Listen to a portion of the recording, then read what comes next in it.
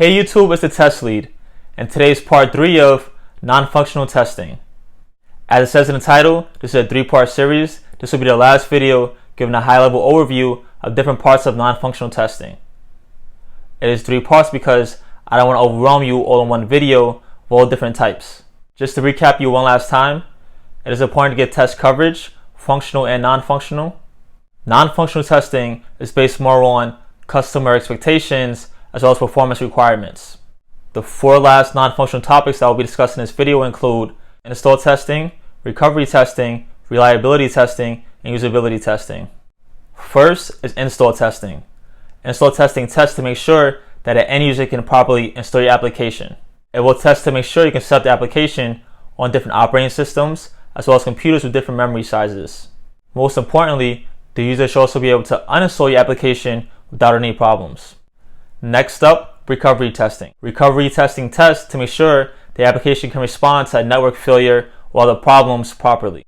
With recovery testing, the application should be reverted back to the place where the failure point was noticed. The time taken to recover should also be noticed. If multiple segments fail at the same time, it should also be noted how individual segments return and recover. Next up, reliability testing.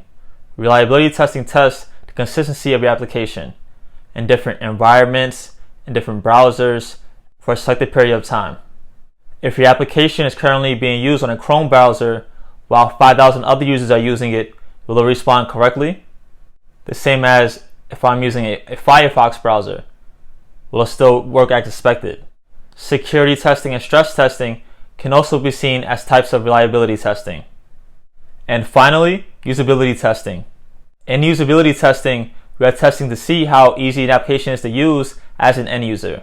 This could be done in the design phase of the software development lifecycle process, where a group of end users can get a look and feel of how the application will be. The easier it is to use your application, the more friendly it will be for end users to use. If it's tough to navigate around your application and users get frustrated, they won't use your application. Think about it, if you have a Chase mobile banking app and it's hard for you to navigate in it, you might want to just leave Chase completely because you know there's other applications that are easier to use with different banks. Think about if every mobile bank Chase user left Chase just because the application was bad and went to a different bank. Chase will lose millions of dollars. And that wraps it up. I hope you watched all 3 videos. You don't have to watch them in any order, as I said before. If you found this video helpful at all, please like, share, and subscribe. If you want another video just like this, please take care. And hey, don't forget to learn something new today.